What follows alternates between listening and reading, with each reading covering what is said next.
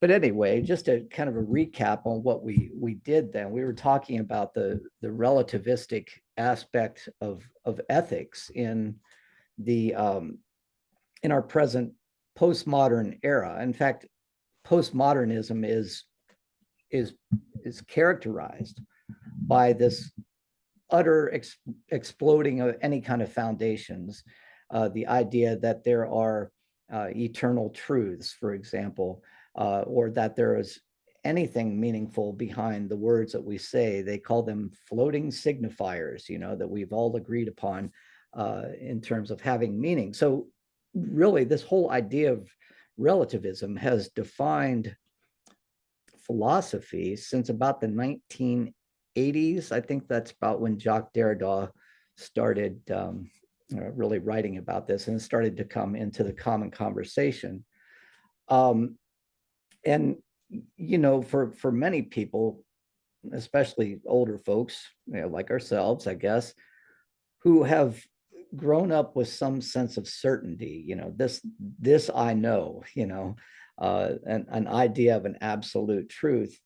It's really tough to think of the relativism that we've been confronted with, But Spong basically wants to make the point in this is that even if we look at the Old Testament and look at the Ten Commandments, when we consider the context in which those commandments were written, roughly, if you go all the way back to the original, about 3,000 years ago, there are so many assumptions that we have about God, about our relationships with each other, about our relationships with the created world, for example. It's interesting that it only just in the most minuscule way touches on our obligations to non-human creation in the last commandment. And in the original commandments, that you had that the last commandment was different than in the later versions. So even over time, those 10 commandments were changing. But when we consider the context of 3,000 years ago, and we consider the fact that, now we're living in this postmodern era, it really becomes questionable if any of those commandments make sense.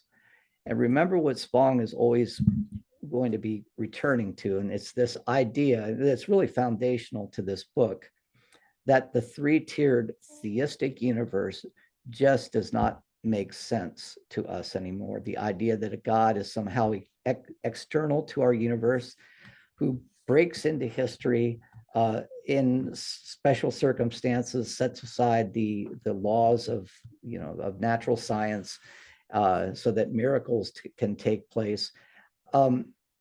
Basically, here we are in the Christmas season. We're kind of hard pressed. I mean, this isn't a real oversimplification, but we're kind of hard pressed to note any real significant difference between the characteristic of God and the characteristic of Santa Claus. He knows when you're sleeping, he knows when you're awake, he knows if you've been bad or good, so be good for goodness sake, right? I mean, isn't that the essence of a lot of evangelical behavior oriented, moralistic types of Christianity these days? And Spong just wants to throw that completely out. But once that happens, we've shaken the foundations. And I want to read this again so that it is at least on a recording that will be there for posterity's sake. But 100 years ago, William Butler Yeats saw this coming at the beginning, or after he had experienced World War I. And it's this utter relativism in which, remind you of this, when he wrote at the turn of the century about, I don't know what that is. The world just seemed to be going out of control. Can you hear that? Yes. Maybe that's the missing recording from last week. I think it was something that I was just saying. Well, anyway, boy, I don't know how to fix that. So, but let me, it's probably one of the most famous poems of the 20th century, but it's still relevant to us today. Turning and turning in the widening gyre, the falcon could no longer hear the falconer. I love that image. if you've ever seen falconry, uh, the, the person on the ground, is usually typically through whistles and things like that, telling the falcon where to look and what to do. But that connection has been lost. And I think it's a wonderful image of what Spong is talking about here. Things fall apart. The center cannot hold. There's postmodernism. When the center is off kilter, it's like a wheel. When it's not balanced, it just isn't worth anything, right? Mere anarchy is loosed upon the world. This is true today politically as well as it is just philosophically. Uh, Anarchy being, the the questioning of any type of structure of control, right? Government control. But in terms of, individual freedoms, this is where many people are as well. There's a lot of emphasis upon my rights, but not so much on our responsibility, because responsibility is an imposition of some sort of, rule or law or, moral principle that is external to us and thus oppressive. So we are living in many ways in this type of anarchy. The blood dim tide is loosed, and everywhere the ceremony of innocence is drowned. The best lack all conviction, while the worst are full of passionate intensity. I can't tell you how many times just in the last 30 years I've come back to that very line. The best lack all conviction, while the worst are full of passionate intensity. So, Dan, yeah, go ahead, Danny. what's the title? What's the name of this poem? It's called The Second Coming. And this is only the first stanza. But the conclusion is who knows what rough beast, its time come round at last, slouches towards Bethlehem to be born. Basically, Yates has said that, Christianity really is responsible for a lot of this. And who knows what new savior is going to lead us into this, uncertain time. What rough beast, it's time come around at last. I think it's what rough beast slouches towards Bethlehem to be born. If you get a chance to read it, it's one of the great ones of the 20th century. And it's situations like this I really miss Anne, in who we lost. Has been over a year ago, but she was always so insightful on these kinds of things. Anyway, any more thoughts on this?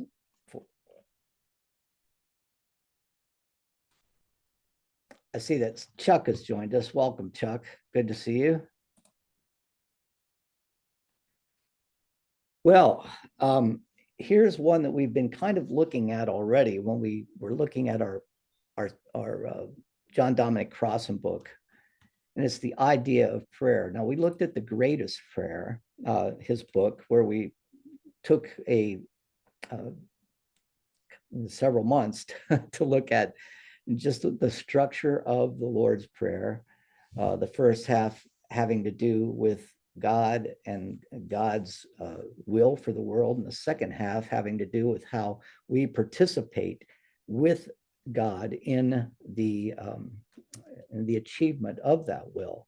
And you might remember that, and this is the place where I found that Spong could have elaborated a little bit more theologically, but we do have the greatest prayer to fall back on. But the important thing in the Crossan book, if you remember, was this idea that human beings are created in the image of God, and that we do have a responsibility in participating in the life of God and thus achieving. I hear this all the time when I'm thinking about the Nebraska Humanities Council, supporting inquiries and the question of what it means to be human. Well, in our life of prayer, we achieve our greatest humanity when we understand it in the way that Crossan was talking about. But the way that Crossan was talking about prayer and the way that Spong is talking about prayer is probably nowhere close to what many people in the church today would understand. And so Spong is, again, introducing his 10th thesis here, part 12 of the book. Prayer understood as a request made to an external theistic deity to act in human history. Now, remember, this is his primary criticism. Let's get away from that three-tier universe, that theistic deity external from our world. Prayer understood as that is little more than a hysterical attempt to turn the holy into the service of the human. Most of our prayer definitions arise out of the past and are thus dependent on an understanding of God that no longer exists.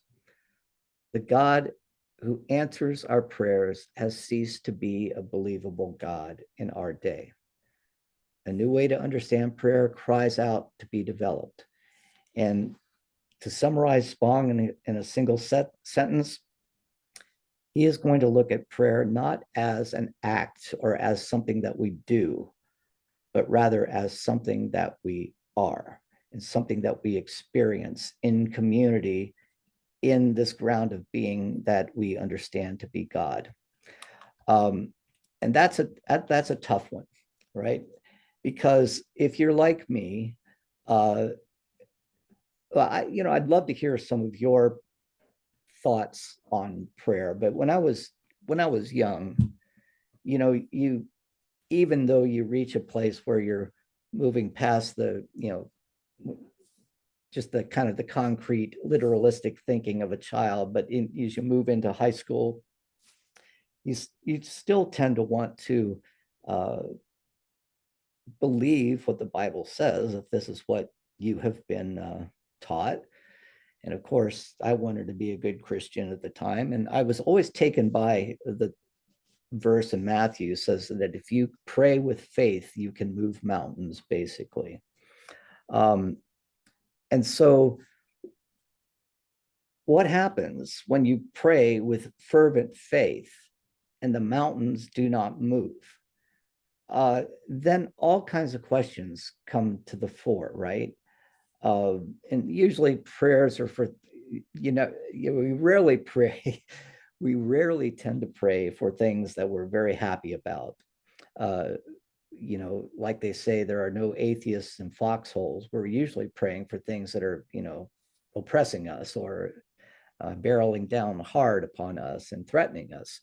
And so, in so doing, asking for this God that we conceive of as omnipotent and all powerful, all good, to save us from the evil of the world.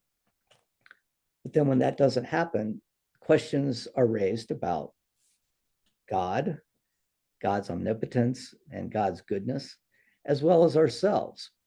Our goodness versus is this punishment that's coming from God? And it just, the whole house of cards just falls apart. And anyone who's got a logical mind does not have to take a religion class in college to figure out that there's something wrong with this equation. The God who is good and all powerful, who allows evil to exist in the world, and to whom Christians pray in order to try to undermine the presence of that evil in their lives. Again, here's this manipulative God who can intervene into the natural laws of the universe in order to meet our requests. Spong says that's a completely inadequate understanding of prayer. But let me just stop and ask this question. Have you ever really raised this question at all with anybody, or has anyone ever questioned you about this? What do you think is going to happen when you pray? Do you really think that God is going to, this is sacrilegious, really. If your wife, let's say, has terminal cancer, as Spong's first wife did, what is the purpose of prayer? And for 99.9% of us, it is to petition God to intervene into something that seems inevitable. Um, what are your experiences with this? Go ahead, Will. Well, I'm thinking of Ann Phelps. Did you Yeah. get to hear her? Oh yeah. Yeah. And in a way, well, she said, and she sang a lot, but she said, sing love to the world. And Mhm. to me, as you and Reverend Greg, Reverend Damon take us to school on this and Spong, that's more what prayer could be, singing love to the world. Yeah. Yeah. That, and I think that's a good summary of, though Spong doesn't say it exactly like that. I think that is getting close to what he is trying to say here. But before he says that, he really has to challenge these misconceptions. And the first misconception is that, prayer is so completely essential to the story of Jesus. But, he points out that, in the New Testament, the word pray only appears in the Gospels, I should say. No, this is New Testament occurrences, only appears 59 times. And then prayer itself, the noun, only occurs 34 times. So, yeah, and you can understand why that would be. When you read the Psalms, you see two basic types of prayer. You see prayers of adoration, prayers of thanksgiving, um, more than two, but also prayers of petition. I don't know if you were ever taught this, but there's a certain way that you're supposed to pray, right? You approach God. It's very much like our worship in the Reformed tradition. You approach God and pretty much offer praise, and you can remember this by the acronym ACTS, ACTS. A is adoration, C is confession, T is thanksgiving, and S finally is supplication. So I'm sorry to be so flip about it, but first you butter up God, oh God, you're so great. you know, we're really impressed with what you're doing down here. If you've ever seen Monty Python, they've got a little skit on this, but we just want you to know we're really impressed, and we can't even possibly come close to your, to being worthy of your glory. But we give you thanks for all that we have, but we could use a little bit more. So could you supply this for us? That's basically the approach, right? Um, then Spong wants to say these prayers of supplication. How do you think they're going to work? They're the only way you're going to do it. I mean, it really creates a problem for God if you say that this theistic God has a will for the world, uh, and that this will is steadfast, right? And this was very, very important in Reformed theology as well. That God, even before the creation of time, knew the direction, knew what would be accomplished in creation. And if you look at that's your first point, right? God's will for the world is steadfast and founded.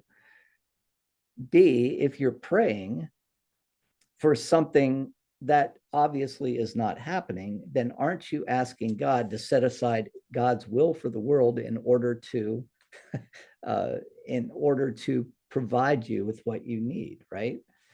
And then you'll get all kinds of answers to people from this, but it really amounts to nothing more than a plea for manipulating natural law or manipulating God and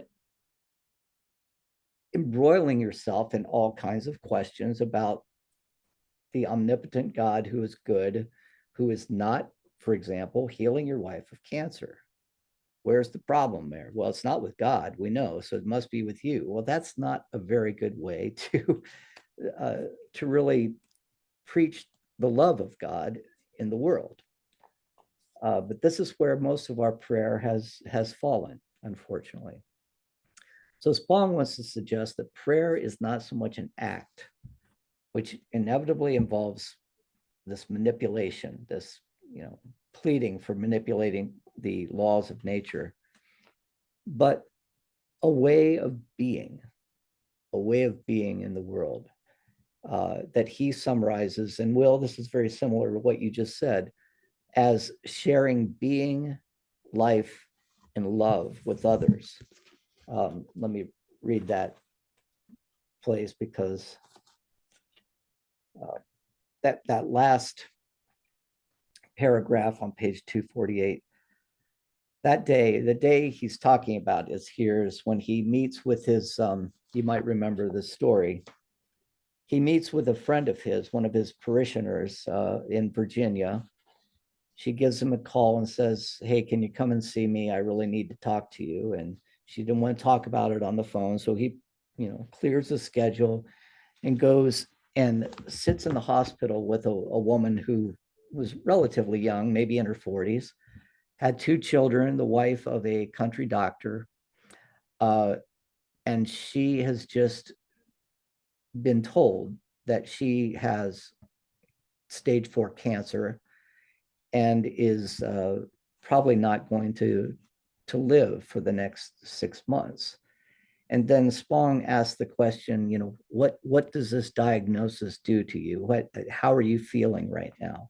And they spend the next 2 or 3 hours just being with each other, sharing joys and sharing concerns, talking about, the real rough stuff of life that rarely gets talked about because we get so caught up in so many other things in our lives, right? But then he concludes this meeting in a way that is just very not very gratifying. In fact, he comes away thinking that the conclusion of the meeting was kind of almost fake. He offers to pray for her, holds her hand and throws out some platitudes. And when he drives home, he thinks to himself, compared to what we just experienced the last 3 hours, this being with each other, this encounter that happens between human beings that Martin Buber is so keen on, right? And then I go and ruin it by, reading a psalm or, throwing out a platitude. He said from that day forward, he did not want to pray this old way again, the way of, pleading for manipulation of the universe, right? And so he concludes that chapter 32 is the one that I'm referring to here. That day proved to be a turning point in my life and my pilgrimage into learning to pray in a non-theistic world. To be able to live the meaning of prayer rather than to just pray became the goal of my lifetime and indeed the goal of my priesthood. Prayer is the sharing of being, the sharing of life, and the sharing of love. The hospital experience became a starting place for me in regard to the meaning of prayer. Prayer understood this new way became profoundly real for me, while the form that prayer had traditionally taken began to shift dramatically. From that day to this, prayer has been far more about being than it has about doing. This was for me a radical but necessary shift, which gave me a new starting place to enter a great and even transformative adventure into the depths of my faith. Experience always trumps explanation. But ultimately, the key sentence there is prayer is the sharing of being, the sharing of life, and the sharing of love. I think this is something that, I'm going to say something that's going to sound sexist here, but sexist, I think, in a positive way. This is something that women have been able to do much better than men, I think.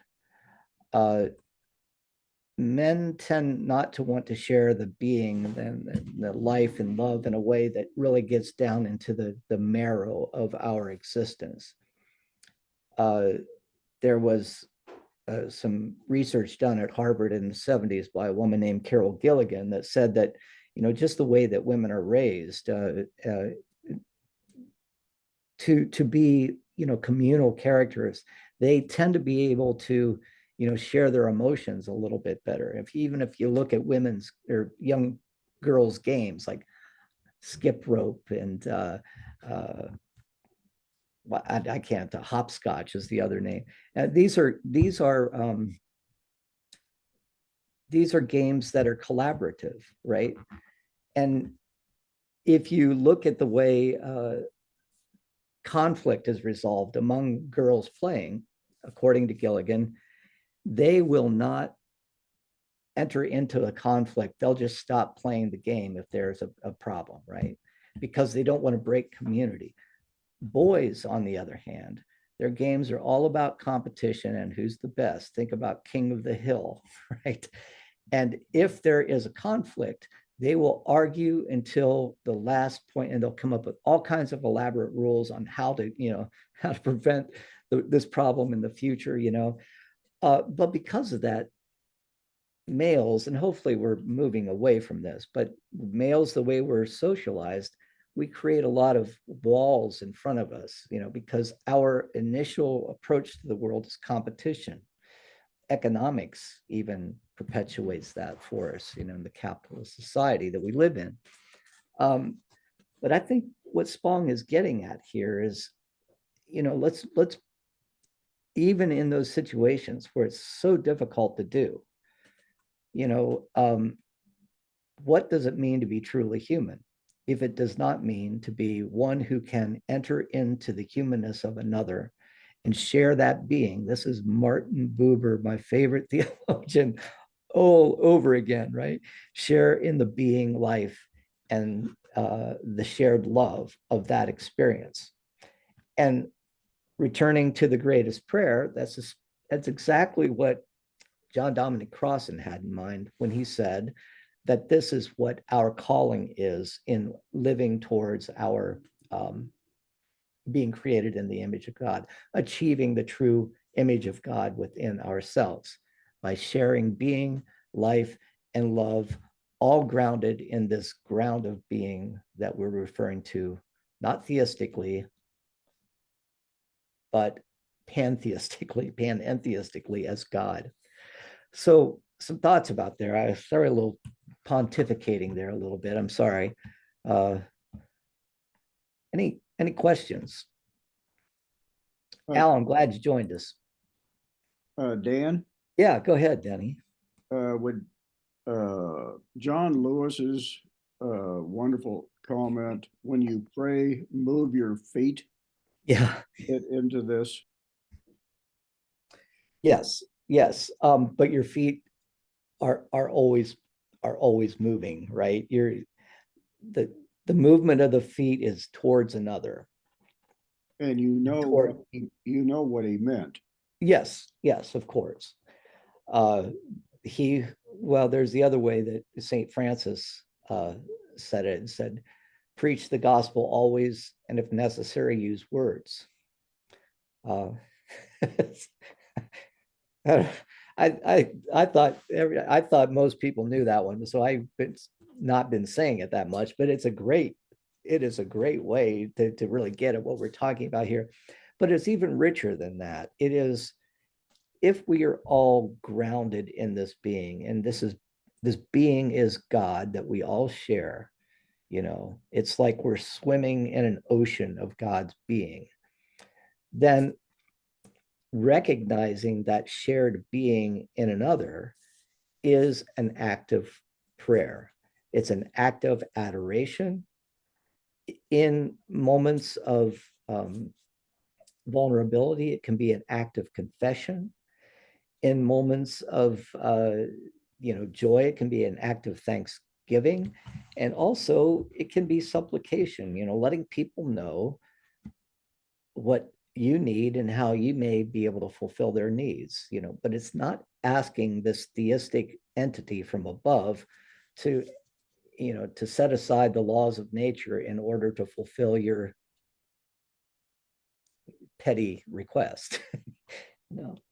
Any any And comments? Go ahead, Sharon. then I was just thinking about the image you used of the little child there praying. It made me wonder if you were somehow thinking of sometimes you talk about we need more ritual. And Yeah, you learn to kneel when you're a child quite often and pray before you go to bed or whatever else. But this act of humility, yeah, just simply the act of humility on a yeah, regular um, basis, the kind of thing that some people call discipline. yeah, yeah. Um, I wondered if, if you might have been affected by your feeling when you chose this graphic. Well, I chose that because this is how we're taught to pray. Look where she's looking up to the sky, right? Putting her hands together. And, you know, think of that prayer. Now I lay me down to sleep. I pray the Lord my soul to keep. That kind of, this is about me. Will you do something for me kind of thing. Uh, but but that's where most of us are, right? And it's a childlike kind of prayer, but uh, we grow out of childishness or childlikeness, and Spong is saying it's time for us to reach into adulthood and to think about a God who is relevant to the universe that we all live in, whether we acknowledge our um, paradigm or not. Um, but I mean, it's a sweet little image, isn't it?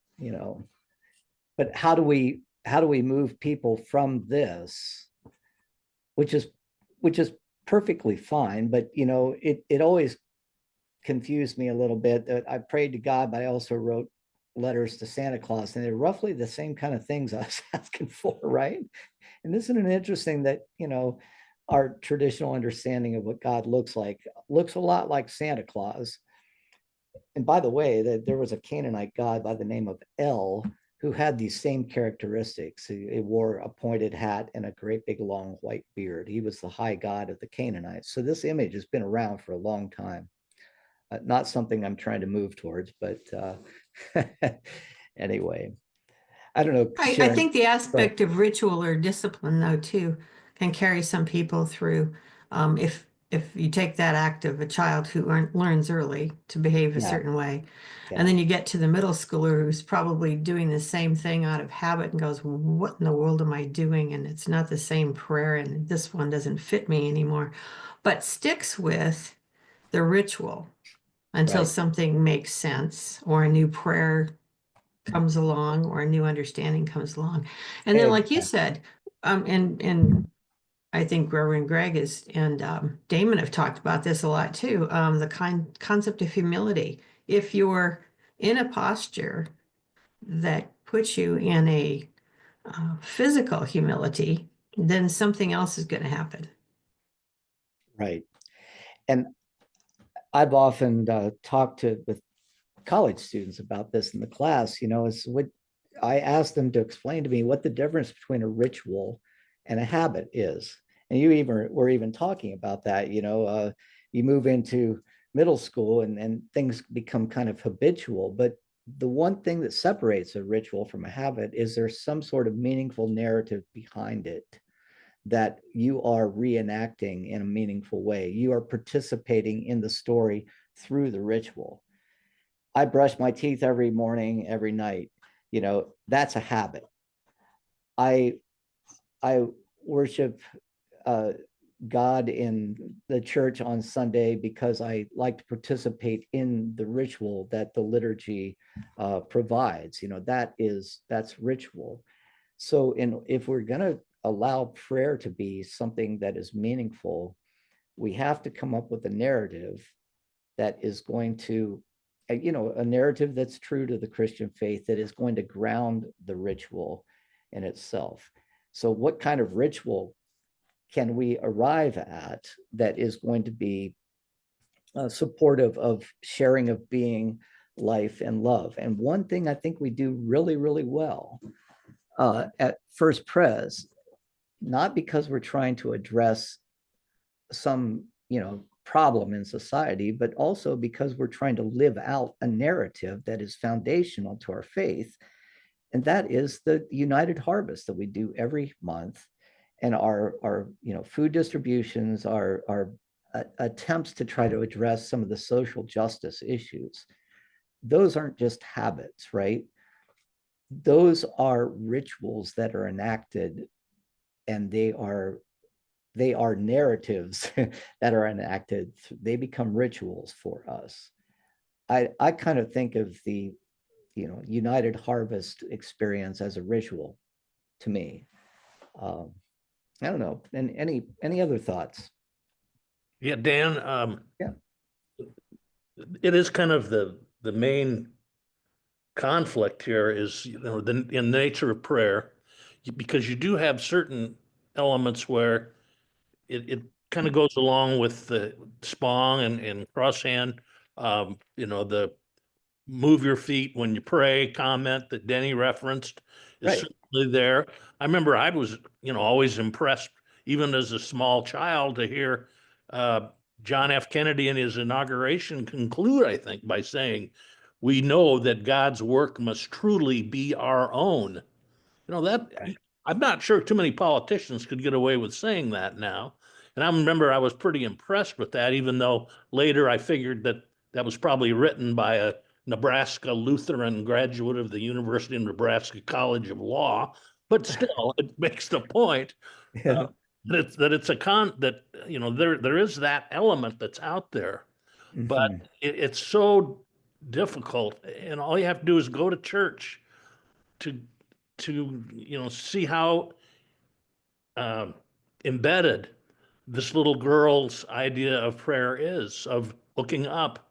The whole Mhm. idea, David Galston in his book that we read several years ago said it the best. It's hard to get away from the belief that God is the big guy in the sky. Yeah. And And Guy. Yeah. At that. yeah, big guy and the big old guy in the sky, the Sistine Chapel God. And we can't get away from that. Yeah. Yeah, and we don't get away from that. It's very hard. And when you go to, every week in church, you're praying for, Mabel, who just had heart surgery, and, and you hope that she gets better. And then you're asking God to intervene, Right. and people don't, people do think about it, but like, they think, well, God, for example, God, in his mercy and because of prayer, he spared Donald Trump from being assassinated. Yeah. Well, what do Exactly. you think about the poor guy that died, that took it in the Yeah. stomach or something? You know, but we don't get away from that as long as we focus on the big guy in the sky, God. We for and I know it's Spong's concern. He wants to keep the church alive. He's worried about that it can under these circumstances. But boy, this is the big challenge, I think, for him. This is Right. the big challenge. Yeah. And it Yeah. applies, that kind of duality applies, to a lot of the things we've talked about in this book, whether it's atonement, whether it's Easter, whether, Yeah. you know, whatever issue you want to pick out. Hmm.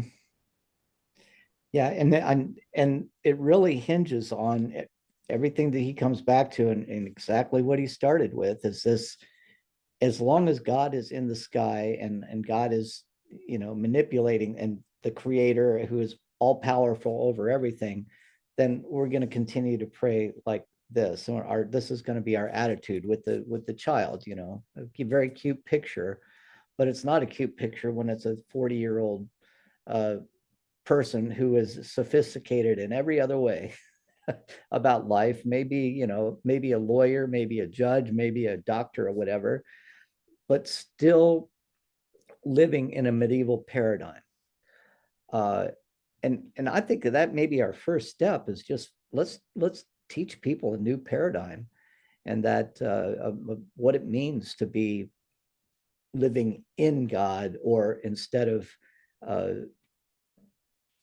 being observed by a God from afar, because this ground of being is the place that connects all of us. And really, frankly, it really gets back to one of the oldest understandings of shared being, which is that we find in the Upanishads of Brahman, that we are all sharing this being, and we are all individual manifestations of it that are entirely unique in the entire history of the universe. This way in which God becomes manifest to me will never be experienced again by anybody ever, anywhere, And there's something just profoundly true about that oneness and manyness are one and the same thing. Well, we've placed a little bit more personality on that God, which I think is good. But it is a difficult transition to make from an old medieval paradigm to the one that Spong is asking us to make.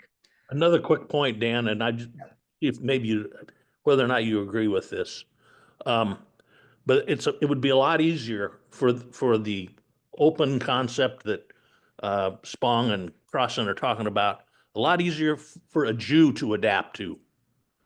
And so this gets back to our issue that, the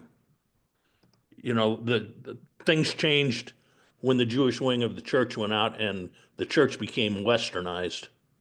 Can you say more about what you mean by it's a lot easier for Jews to adapt to? I think you're right, but I think their concept was not so much that there was a big guy in the sky. God was more than that to a Yeah. Jew, and their notions of life after death. Mhm.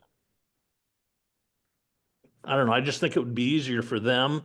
And if when we've read, it wasn't a hard transition for like Brueggemann in his book to be talking Yeah. about some of these concepts without Yeah. reliance on that. Right. And it explains also why people like Abraham Joshua Heschel and others, Buber himself, in one way, but certainly during the civil rights movement, this was the foundation of Heschel's understanding of what was expected of Jews, of living the Torah, of being the Torah instead of abiding by the Torah. Right? The Torah was not external. The Torah is within you. We just read this in church about a month ago, the Jeremiah 31:32.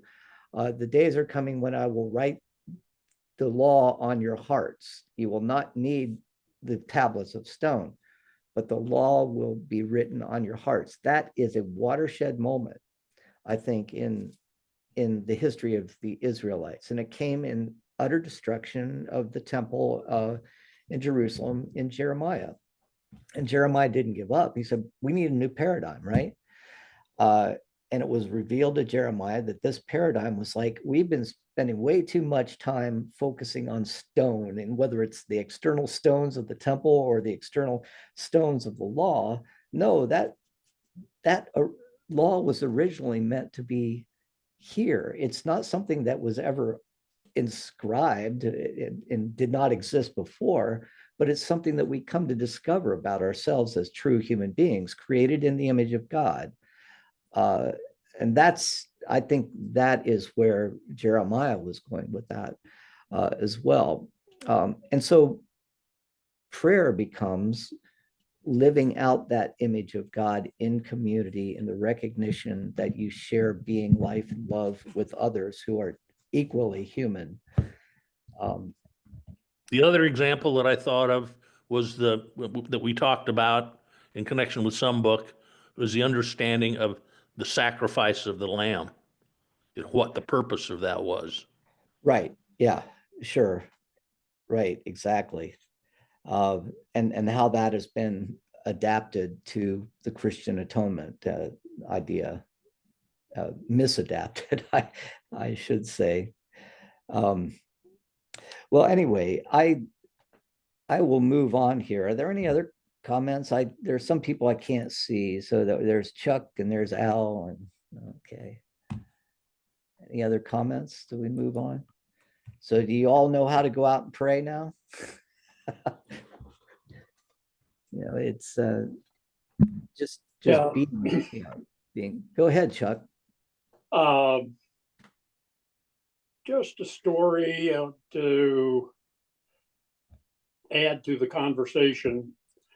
There have been two prayers that I've used in my life that I think really work.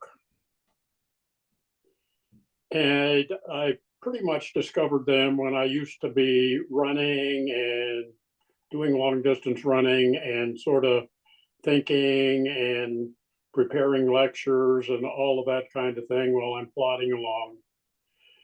And the two prayers that I've used have been, help me, help me, help me. Number one. And number two, thank you, thank you, thank you. Yeah. They Interesting. always do something for me. Mhm.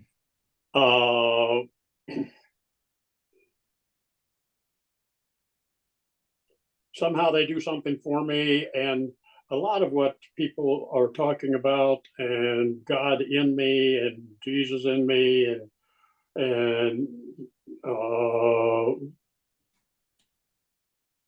finding God in ourselves fits with that, because what I've ended up sort of discovering is that those prayers help me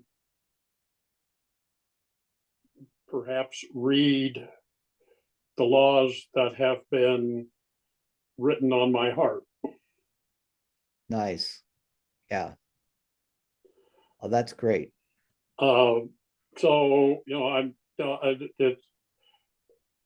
the very simple.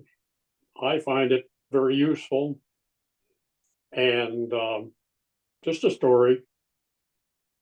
That's great. Yeah, thank you.